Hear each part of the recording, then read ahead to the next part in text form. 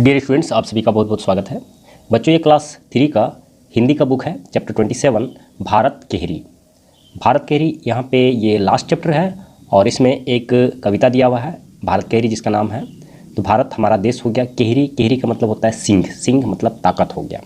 तो भारत की ताकत कह सकते हैं इसको हम आम भाषा में।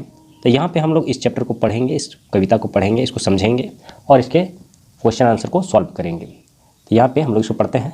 भारत आज़ाद हुआ और भारत माता के अंगों को काट काट बांट लिया उसके ही सत्तालोलुप बेटों ने।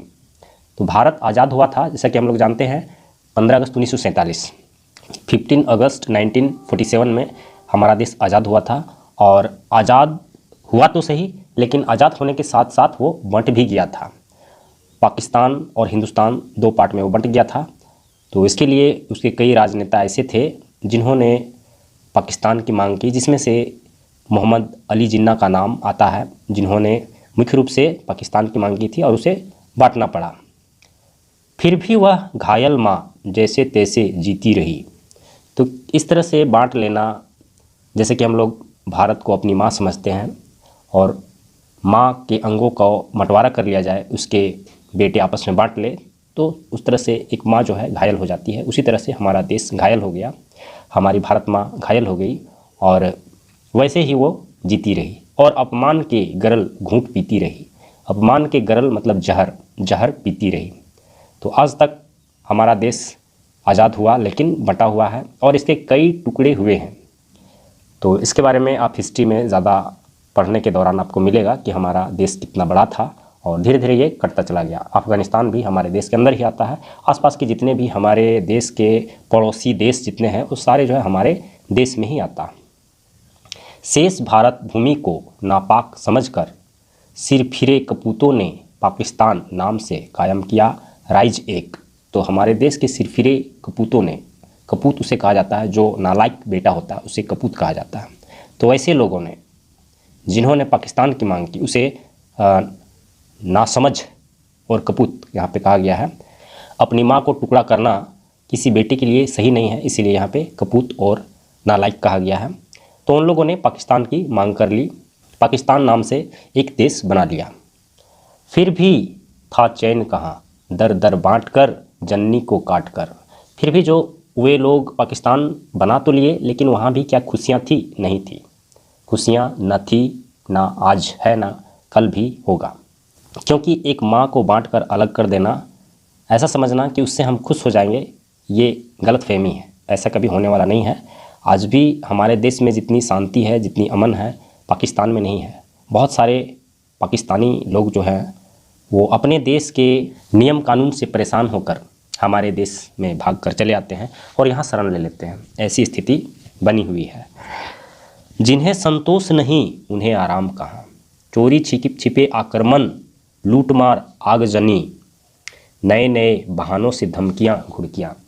अब यहाँ पे कहा गया जिसे संतोष नहीं, अब जिसके अंदर संतोष नाम का चीज़ नहीं उसे आराम कभी नहीं मिल सकता। उसे लगता है कि पाकिस्तान का जो एरिया है वो हमें छोटा दे दिया गया, या और भी किसी तरह की बातें सोचकर कि पाकिस्तान जिसमें से और बड़ा हिस्सा कश्मीर जो है हमारा होना चाहिए था। पाकिस्तानी लोग आज भी कहते हैं और पाकिस्तान मतलब कश्मीर को जो है अपना ही हिस्सा, पाकिस्तान का ही हिस्सा समझते थे।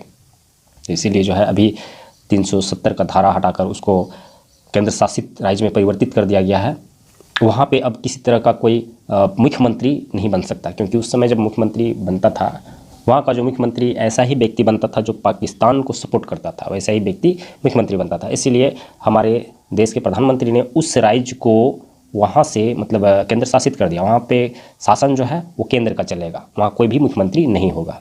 तो जिन लोगों को संतोष नहीं, उसे किसी भी तरह से कहीं भी आराम मिलने वाला नहीं है। वो आज भी चोरी छिपे क्या कर रहे हैं, लूटमार कर रहे हैं, आगजनी कर रहे हैं और धमकियाँ देते हैं कि हम हिंदुस्तान को नष्ट कर देंगे, ऐसे कर देंगे, उसको मार देंगे। कई सारी घुड़कियाँ देते हैं, हालांकि उन्हें पता है कि हिंदुस्तान को वो कुछ नहीं कर सकते। और मैंने वीडियो में जैसे कि बतलाया था कि अगर आज भी पाकिस्तान को बहुत ज़्यादा मुसीबत आ जाए तो उसको मदद करने वाला कोई नहीं है सिवाय भारत के, क्योंकि भारत कभी भी अपने पड़ोसी मुल्कों को नुकसान नहीं चाहता है, वो हमेशा ही मदद करने के लिए तैयार रहता है। सभी कुछ होता रहा और अपनी मांद में भारत केहरी तो बेफिक्र सोता रहा।